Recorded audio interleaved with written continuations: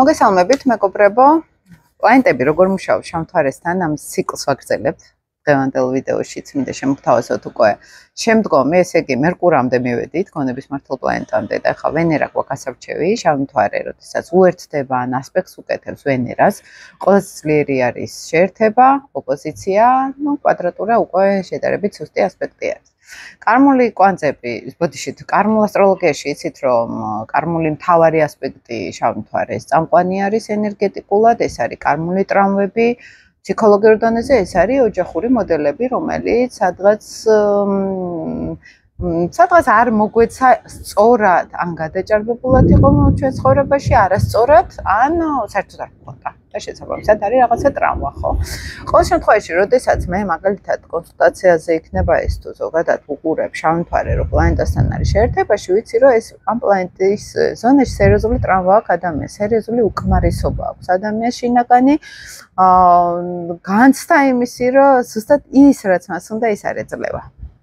შესაბამისად, მე მიდის ყველაში ამის ზებნა, ყველაფერში ამის ძიება და ამ დროს თან აავლენენ სწორად ამ ენერგიას, იმიტომ რომ სულ მესხემში ის არ არის, რაც მე მინდა, ხო, არის განცდა არაცნობიერში. შავმთვარის გაცნობიერება გონებაში და აზრებში ნაკლებად ხდება, ის ემოციურად განიცდება მხოლოდ, ისიც ღრმა თერაპიის მომენტში. იმიტომ რომ ეს არის ყველაზე დაფარული ჭრთილი ჩვენი არაცნობიერის, ეს იუნგისეული ჭრთილი, რომელიც საერთოდ ვერ ვხედავთ და აბსოლუტურად ბრმად დავდივართ ამ ზონაში. მაქვს წინა ვიდეოებში ძალიან ბევრი ამ შავმთვარის თემაზე გარჩეული. საერთოდ ასტროლოგიაში ცალ-ცალკე რაღაც კუთხით ხედავენ და მე სელენას ან თეთრთვარეს და შავმთვარეს ერთ სიბრტყეში აღვქვამ აუცილებლად და მე ვშლი ამათ ცალ-ცალკე თერაპიულ პროცესში, იმიტომ რომ ეს ძალიან მთავარი წერტილები არის, ოღონდ ერთიანობაში გაცნობიერებადი და არა ცალ-ცალკე, იმიტომ რომ ყველა შავმთვარე ყველასთან ერთნაირად არ მუშაობს. იქ სელენას უყურებთ და იმის მიხედვით ხვდებით, როგორ შეიძლება შავმთვარე ჩართო სელენამ, ესე ვიძახით, ვინც ახლა მომყვებით, გესმით ესენა, რასაც ვლაპარაკობ სავარაუდოდ. ვინცაც ასტროლოგიაში რაღაც გესმით, თქვენთვისაც გასაგები არის. დარწმუნებული ვარ, თუ არა და კომენტარებში შეგიძლიათ რაღაცები იკითხოთ ხოლმე. დახურული ჯგუფიც მაქვს Facebook-ზე, ძალიან ბევრი წელი არის, page-იც მაქვს Facebook-ი, Instagram-იც, ყველგან არის ჩემი, თქვათ, ეს ინფორმაციები და შეგიძლიათ გადევნოთ ხოლმე თვალი უამრავი 630-ზე მეტი ვიდეო მაქვს უკვე დადებული, მე მგონი. ესე იგი ადამიანებმა წელზე ფიქრობდი, რომ მოინდა მას ყურება, ყოველ დღე უნდა უყუროს 1-2 წელნახევარი რა ეს ვიდეოები. ნახას კი იმდენად ბევრი არის, თან მოცულობითი არის საკმაოდ, ხო? 5 წუთიანი და 4 წუთიანი არც ერთი არ არის. და როდესაც მაგალითად შავმთვარეს უყურებ ვენერასთან, ვენერა არის ჩვენთან მეგობრებო სილამაზე და გააჩნია კაცური ენერგია, კაცი არის თუ ქალი არის, ცოტა სხვადასხვანაირად მუშაობს, მაგრამ სილამაზე ქალური ენერგეტიკა, სიყვარული, ფინანსები. ზოგადად ვენერა ამ ენერგიებს მართავს, ხო? ყველა ზონაში გარღვევა აქვს ხოლმე ადამიანს. ან პირიქით ეძლევა ყველაფერი. შეიძლება ძალიან ლამაზი იყოს და მომხიბლელი იყოს და შეიძლება ფინანსურადაც გამართული იყოს, მაგრამ არაცნობიერში სულ არის რაღაც უკმარისობა ან კომპლექსი ამ ყველაფრის გამო, ხო? აი, ადრეც წინა ვიდეოშიც თქვი ალენდელონს მქონდა სელენას და შავმთვარეს ვენერასთან შეერთებაში და ეს მიუხედავად ამ მომხიბლელობას, ამ შარმს ავლენდა, მაგრამ სულ არის ხოლმე მტკინეული ან ტრამვული პირადი ურთიერთობები, რაღაც სიყვარულში სერიოზული ტრამვა და ამ დროს შეიძლება ძალიან ბევრს ქონდეს სიყვარულში ტრამვა, ხა ადამიანი არ არის, ვისაც რაღაც იმედგაცრუება არ აქვს, ხო, პირად ურთიერთობაში, მაგრამ ვენერა ლილიტი ამას ძალიან ტრამულად აღიქვამს, რაღაცნაირად არაცნობიერში მიდის ეს ცოტა ისეთ პრობლემურ ურთიერთობად. კაცებთან არის ხოლმე ხშირად აი პირდაპირ წერია ეს აკრძალული სიყვარული. აქეთკენ აქვთ მიდრეკილება. და აკრძალული სიყვარული შეიძლება იყოს ან ასაკით განსხვავებულ პარტნიორთან, შეიძლება იყოს ოჯახი რო ყავს ისეთთან მაგალითად, ან შეუფერებელ პარტნიორთან, რომელიც ან გაცილებით მაღლა დგას მასზე, ან ძალიან ლამაზი უნდა იყოს, იმიტომ რომ ვენერა არის ხა ძლიერი მოთხოვნილება არის სილამაზის ესთეტიზმის. ქალებს აქვთ უფრო საკუთარ თავში მოთხოვნილება ამ სილამაზის და ამ ქალური ენერგიის და აქ მოდის ხოლმე სადღაც აი ეს ცოტა მტკინვეული ტარჯველი გარეთ ხუხილი არის, ინგრევა ქვეყანა. ღია მაგთან ფანჯარა და შეიძლება ისმის. და აქვთ ის სულ რომ მე არ ვარ საკმარისად ლამაზი და შეიძლება სულ აი შეპყრობილი იყოს სილამაზის მოთხოვნილებით, ხო აი ჩამთვარე სასწორებს ან კუროებს რო აქვთ ხოლმე დაახლოებით მსგავსი ენერგია შემოდის, ხო? ან პირიქით იყოს რომ აი სილამაზე იყოს მისთვის ყველაზე მნიშვნელოვანი. ანუ ლილიტი აქ რაღაც ძალიან ისეთ შეპყრობილობის ენერგიას იძლევა, ხო? რაიმე ყველაფრის ფასად მინდა ეს. კაცებს შეიძლება კონდეთ მატერიალური პრობლემები, სულ ფინანსური, მაგალითად. შეიძლება ვლინდებოდეს აქ გადაჭარბებული დამოკიდებულება კომფორტზე, კომფორტი უყვარდეს ძალიან. აქედან გამომდინარე კონდეს ფინანსური პრობლემები, ან შეიძლება ადამიანს კონდეს ხალებთან უფრო ეს არის ხოლმე, რა კომფორტი უნდა ძალიან ფინანსური სტაბილურობა და სულ ეს არ აქვს. კაცებსაც აქვს ეს, მაგრამ ქალს უფრო ის აქვს, რა შინაგანად ვერ კმაყოფილდება რაღაცეებით, ხო? ანუ აი რაც არ უნდა კონდეს მეტი უნდა, ან ვერ იყინებს, აქვს ბევრი რამე და ვერ იყინებს. ანუ ფაქტობრივად ლილიტი კუროსავით მუშაობს ხოლმე და ლილიტი სასწორებით მუშაობს, ხო? ეს ვენერა ლილიტის შეერთება, იმიტომ რომ ვენერა სასწორსაც მართავს პირად ურთიერთობებს და რესურსებსაც მართავს კუროს ენერგეტიკას. ორივეგან არის ხოლმე რაღაცა პრობლემა. შეიძლება მაგალითად ზოგჯერ ყოფილა რომ აი პირად ურთიერთობებში მოდიან ჩემთან ამ შეერთებით, უყვარდა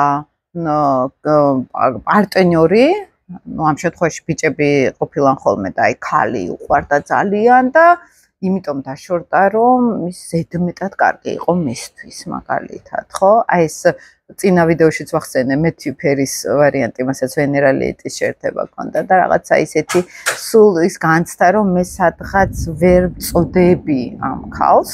ან პირიქით მე ამბიცია მაქვს რომ მხოლოდ საუკეთესოები და მხოლოდ ლამაზები მყავდეს. მაგრამ ვერც გავუფრთხილდი მე მათ. ეგეც არის ხა. ან თვითონვე გავუშან მე ხო, ან თვითონვე რაღაც ის იყოს კარმული გამოცდა, ესე რომ ვთქვათ, კარმული პრობლემა, ხო? ანუ ქალები, კაცებისთვის კარმული მთავარი პრობლემა, ქალებისთვის კიდევ სიყვარული და მათი ქალურობა, განსაკუთრებული ტრამვა შეიძლება ყოფილიყო, ხო? კომფორტი, სილამაზე, ფული, ეს არის ხოლმე მთავარი წამყვანი, როცა არის ლილიტი ვენერას შეერთება. ზოგჯერ ყველაფერი კარგად არის, არაფერი არ აწუხებს ადამიანს, მაგალითად, მაგრამ არა ცნობიერში სულ აქვს კრიტიკა, რომ არ ვარ საკმარისად ლამაზი. ქალებს უფრო ეს სცენარი აქვთ ხოლმე, არ ვარ საკმარისად მომხიბვლელი, არ ვარ საკმარისად ქალური, არა ცნობიერში თერაპიულად მე აღმოაჩინონ, რომ ეს პრობლემა შეიძლება გქონდეთ. ან ხა თუ ისეთი ადამიანი არის, რომ საერთოდ ვერ ხედავს ამას, ეს როგორც არაცნობიერი პროგრამა ისე იქნება და საერთოდ შეიძლება ქვე мотиваცია იყოს რომ გავყვე მარტო შეძლებულ ადამიანს. ვეცადო რომ რაღაცნაირად გავხდე ლამაზი, მომხიბვლელი და ამას დეფოლტად აკეთებს, მაგრამ პრობლემა რა შეეცით, აი თანამედროვე განვითარებულ ფსიქოტიპზე როცა ვლაპარაკოთ, ხო საითკენ მივილტვით, რომ ეს კარმული რაღაც ისეთი დავხუროთ ტრამვები. ხო? და ნუ ეს უკვე საერთოდ კარმულ ასტროლოგიაში ლილიტი თუ გაწუხებს, ეს უკვე ძალიან გავაჭენეთ. აი ეს ლილიტი ძალიან გავაძლიერეთ და მე უკვე მოდის და გვაწუხებს, ხო, სიტყვაზე, მაგრამ თუ ეხა ადამიანს არ აწუხებს ეს და კი აქვს შეერთება, მაგრამ გარკვეულწილად მიძინებულ მდგომარეობაში, it's okay, მაშინ რატომ უნდა შევაწუხოთ თავი, ხო? თუ აავლენს ისე გამოკვეთილად იმ ნეგატიურ თვისებებს სიტყვაზე, ხო? ნეგატიურს რა მე არ მაწუხებს. არც სხვას ვაწუხებ ამითი. აი ეს უკვე ოკეი არის, იმიტომ რომ როგორც წესი არის რომ მე არ ვაწუხებ არავის, მაგრამ ყველა წუხდება ამითი. და მე ყველა რო წუხდება, მე პრობლემა იწყება და მე მაქედან იწყებენ დაკვირვებას, რომ რა ხდება ჩემში ისეთი, რომ სერიოზული პრობლემები შემექმნა გარეთ, ხო? აი მე იწყება პრობლემები, ხო? აქედან გამომდინარე. და მაინც ეს არის ფინანსები, რესურსები, გზნობები, კომფორტი, აქ არის მთავარი კარმული გამოწვევები. მე ვუყურებ რა ნიშანში არის შეერთება, რომელ სახში არის შეერთება, ზოგადად რუკაში რა ხდება და აქედან გამომდინარე ხვდებით, როგორ მუშაობს ეს უკვე დიდ სურათში, რომ კონკრეტულად ავიღოთ, ხო? აი პირად რუკას როცა გავდივართ ხოლმე და ისე სერიოზულად რომ ავიღოთ. აი როცა საუბრობთ მარსი ლილიტის შეერთებაშიზე, აქ უკვე აგრესია გამოდის, შეერთება ოპოზიცია კვადრატურა იგივე, ხო, ზუსტი უნდა იყოს ამ შემთხვევაში ოპოზიცია კვადრატურა. შეერთება ბევრად ძლიერია, ეს არის მუდმივად ამოყირავებული ენერგია, ლილიტი ვერძივით, რო გითხრათ, მუშაობს, უკვე მარსი ლილიტის შეერთება, ეს შეიძლება გამოვლინდეს სერიოზული ფეთქებადი აგრესია მოულოდნელი, ან შეიძლება არაცნობიერი შიში სექსუალური ენერგიის გამოვლენის, აგრესიის გამოვლენის, კონფლიქტურობის გარკვეულწილად თელი ამბავი არის აქ და თელი თოლიების ის არის მე კრალოები აქ ცალკე და არის სერიოზული კონფლიქტის შიში ან კონფლიქტურობა ზოგი პირიქით აი მოტივირებული არის რომ აი უცებ იმხელა აგრესია გამოავლინონ არა აი მოწმენდილ ცაზე ეს ადამიანი შეიძლება აი ესე დაიქუხოს და გავარდეს რაღაცა დიდი ტყვია ხო აი ესეთი ხასიათი შეიძლება გამოვლინდეს ან არის ინიციატივა ინიციატივის შიში ეს არის დაბლოკვა ფიზიკური ენერგიისაც ან დაბლოკვა შიდა ინიციატივების მოქმედებას გულისხმობ აქ ხო და თვითრწმენის პრობლემას გარკვეულწილად ხო რომ აი მე არ მჯერა რომ მე რაღაცა შეიძლება გამომივიდეს მოძრაობაში ან მოქმედებაში ხო საერთოდ მამაკაცებთან ეს არის ზოგჯერ როგორც ფროიდს ჰქონდა მაგალითად შავი მთვარის შეერთებაში ლილითთან კარმონლიას როის ბოდიშით მარსთან ანუ ლილიტი შავი მთვარე ერთი და იგივე არის ჩვენთან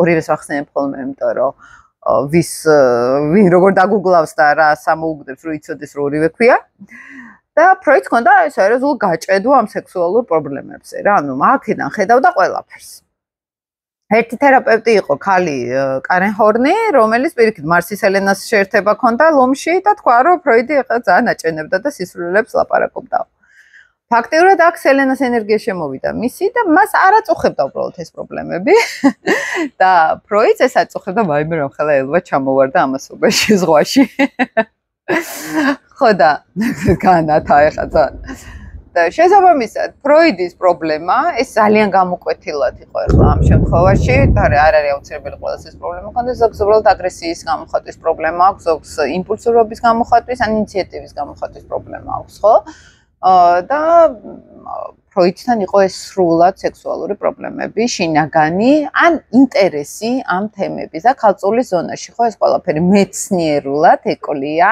სექსუალური თემატიკა, აი პირდაპირ მიდის ქალწული ლილიტი და სხვა შორის მეათე სახლში ყავდა და მეათე სახლი ეს ამით ცნობილი გახდა მერე ხა ამ თემებში. ანუ ფაქტიურად ლილიტმა უბიძგა თავისი პრობლემების, ანუ ფაქტიურად თერაპიას ვეწევით ხოლმე, როცა სადღაც ლილიტი გვყავს და ამას ვავლენთ თვითკურნალობას, ან პირიქით შეიძლება პირიქით ამან დაგვაბნიოს და აი ფოკუსში ის რომ სექსუალური პრობლემები მთავარია. შეიძლება რაღაც კუთხით იყო აქ ფროიდი დიდი დოზით სწორი, მაგრამ ქალწული მაინც იმას ნიშნავს, რომ ცოტა ჩაჭედილი არის მეცნიერულ ჩარჩოებში და შეიძლება მაგ შემთხვევაში პირიქით უფრო კარგი იქნებოდა მისთვის აი ამ ჩარჩოს გაცდენოდა, იმიტომ რომ ლილიტმა იცის, აი ობსესია, როგორც ვენერა ლილიტის შემთხვევაში ოღონდ ლამაზი იყოს პარტნიორი, ოღონდ მომხიბლელი იყოს, ამ შემთხვევაში იქ ხდება, რომ აი ეს სექსუალურობა არის მთავარი, მოსაგვარებელი, პრობლემური და შემდეგ. ან თავის ისტორიას ყვებოდა ფაქტიურად, ხო? ნებისმიერ ადამიანს თქვენ თერაპევტი იქნება, ასტროლოგი იქნება, ფსიქოთერაპევტი იქნება, ეს თუ უბრალოდ მეცნიერი იქნება, თუ მწერალი იქნება, ყველა თავის ლილიტიდან გამოდის, ყველა თავის ტრავმას ამუშავებს და ეს გონია ზოგადი ჭეშმარიტება, იმიტომ რომ ის თავის ფოკუსში არის, ხო, სადღაც თავის სამყაროში. ძალიან სერიოზული მუშაობა არის საჭირო რუკას რო გავცდეთ ხოლმე და რუკას გაცდენა რა არის ამის მიღება რომ ეს ჩემია და გარეთ საერთოდ სხვა სამყარო არის და ეს სამყაროები ძალიან სუბიექტური არის ჩვენთვის ამის გაცნობიერებით ხდება უკვე რეალობის სხვა სამყაროების შეგრძნება სადღაც ხო და იქ უკვე ამ სუბიექტივიზმიდან გამოდიხარ და ცდილობ რომ უკვე დაინახო სხვა მხარიდან სამყარო რომ მარტო ესე არ არის სწორხაზოვნად ხო ყველაფერი მარტო შენს ტრავმაში ატრიალებს, ხო? რაღაცები. მაგალითად, ლილიტი ვენერას შემთხვევაში, მხოლოდ ფული და ლამაზი საყვარელი არ არის ყველაფერი იმდენი რაღაც არის სამყაროში საინტერესო.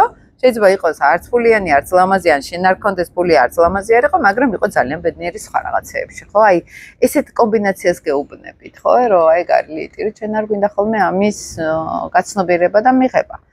ანუ მარსი ეს სტრუქტურა არის, სხვათა შორის კონფლიქტები, ავარიები ზოგჯერ აქვთ ხოლმე, ფიზიკური ტრამვები ან ჯანმრთელობის პრობლემებს, იმიტომ რომ მარსის ასაცილო ენერგია არის და ამ შემთხვევაში უფრო იცის ჯანმრთელობის პრობლემებს, იმისი ლიტი ქალწულის უკვე ძალიან ისეთ მაღალი დონე იყო.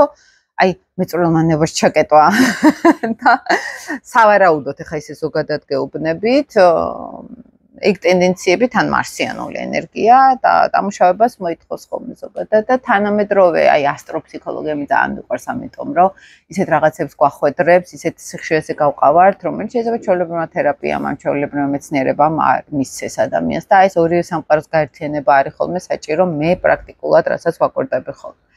შემდეგი მინდა გითხრათ უკვე შავ მთვარე, როდესაც უერთდება იუპიტერს, აქ უკვე პირად პლანეტები მთავრდება და იწყება სოციალური პლანეტები.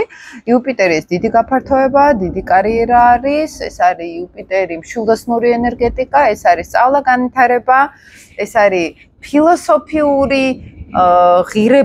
ღირებულებათა სისტემა არის მშვილდოსანი და შავ მთვარე აქ მუშაობს ლილიტი მშვილდოსანივით იუპიტერთან, რომ ეს ამ ადამიანს აქვს ხუთასნის კომპლექსი, რომ ის ყველაფერში ძალიან იღბლიანი და წარმატებული უნდა იყოს.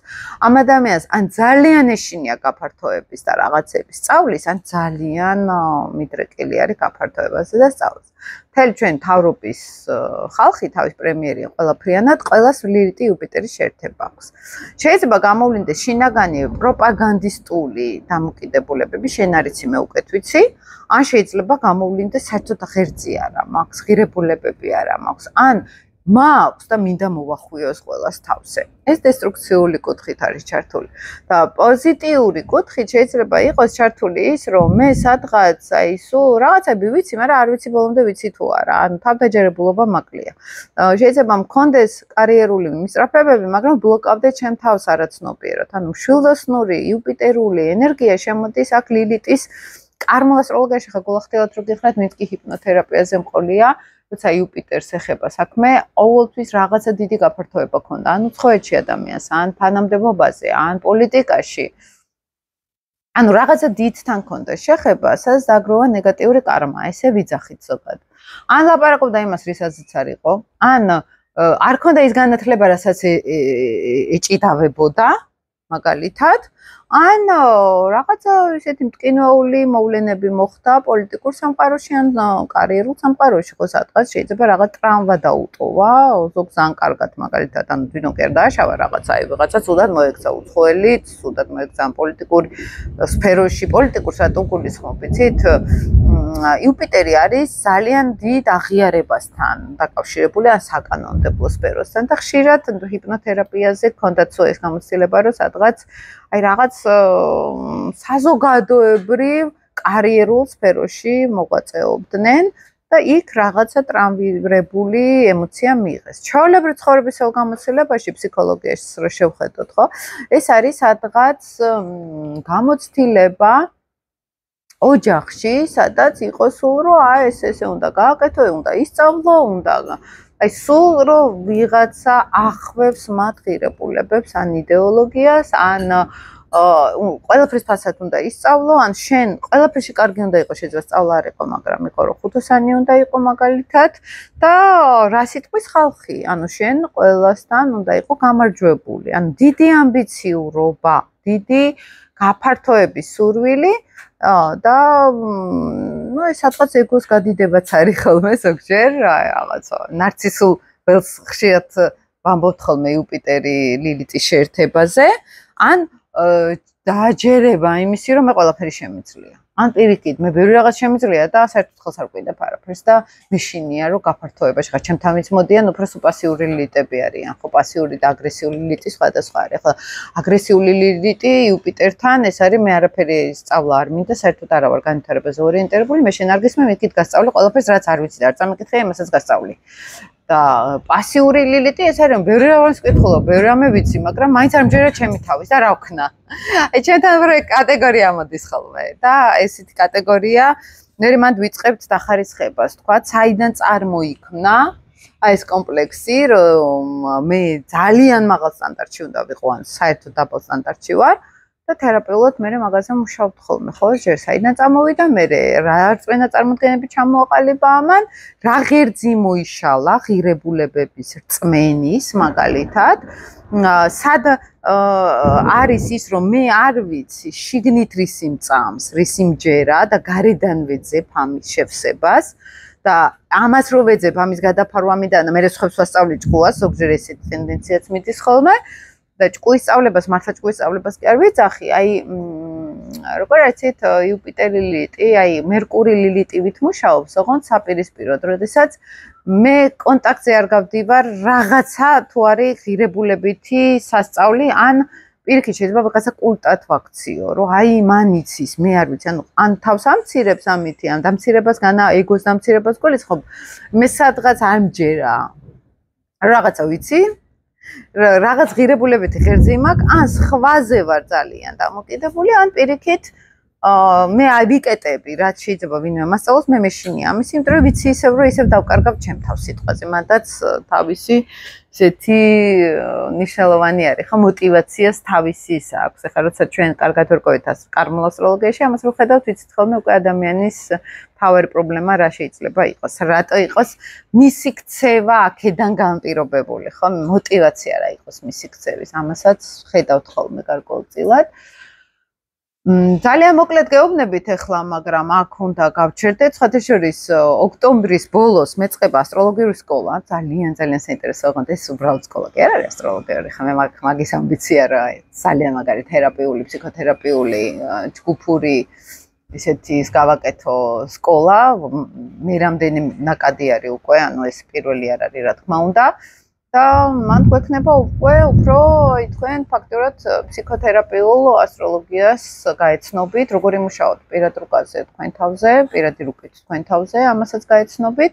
ძალიან სერიოზული სამაქვს, აი მთელი ჩემი ამდენი წლიანი გამოცდილება, თავის თერაპიებით, თავისი ფსიქოლოგიით, ყველაფერი მაქვს ჩადებული ამ კურსში და ვისაც გექნებათ ინტერესი, მე შეგიძლიათ მონაწილეობა მიიღოთ და თქვენ ისწავლოთ და თან თერაპიაც გაიაროთ, როგორ ხდება ასტროლოგიის და ფსიქოლოგიის ერთი სინთეზი და თერაპია ასტროლოგიით, ესე რომ ვთქვათ. ძალიან საინტერესო არის. აქ გაცილებით უფრო სიღრმისეულად, რა თქმა უნდა, ხსნით ხოლმე ამ ასპექტებს, პირდაპირ თერაპიულად მუშაობთ უკვე ამ ასპექტებზე, იქ თავის ტრავმებთან შეხებით, ყველა ამიტომ გეუბნებით, რომ ესე ვერ აგიხსნით. მე შეიძლება ახლა თქვენ ისე უბრალოდ გიყვებით ზოგადად რომ რაღაცა წვლილი შევიტანო საგანმანათლებელ კუთხით, იმიტომ რომ ეხლა მე თქვენ რასაც გიყვებით, ეს არის ჩემი 15 წლიანი თერაპიული გამოცდილება კლიენტებთან, ჩემთავთან, სწავლა უამრავი რაღაცის და ძალიან ბევრი შრომა არის ამ ინფორმაციაში ჩადებული და გიზიარებთ ამას, მაგრამ რეალურად რომ მართლა უკვე თერაპიულად ვიმუშაოთ, ამას სჭირდება უკვე ველი, შესაბამისი, უკვე მთლიანი რუკის ნახვა, შეხება, დალაპარაკება, ტრავმებთან შეხება. ეს არის უკვე სერიოზული მუშაობა. ამიტომ ის ინფორმაცია ის იმისთვის არის, რომ გაიგოთ საერთოდ როგორ მუშაობს პლანეტა ლილითთან და აი ეს ფორმა აქვს. ხო, შემდეგ პლანეტებსაც გავაგრძელებთ ახლა. ვეცადე რომ აი მინიმალურ დროში წარმოდგენა რომ შეგექმნათ, თქვენც რომ დააკვირდეთ თქვენ თავს ახლობლებს, აი ამ კომბინაციებს, აი ამისთვის მე მგონი ძალიან კარგი ვიდეო გამოგვივიდა, მე რა ვიცი მომიწოდა, რას ვილაპარაკე. იმედია თქვენთვისაც საინტერესო იყოს და დროებით მეგობრებო და წარმატებებს გისურვებთ. ცოტა ხანში კიდევ შემდეგ შემოგთავაზებთ იქ სატურნი, გასავლელი პლუტონი, ურანი, ძალიან საინტერესო პლანეტები და დროებით აბა.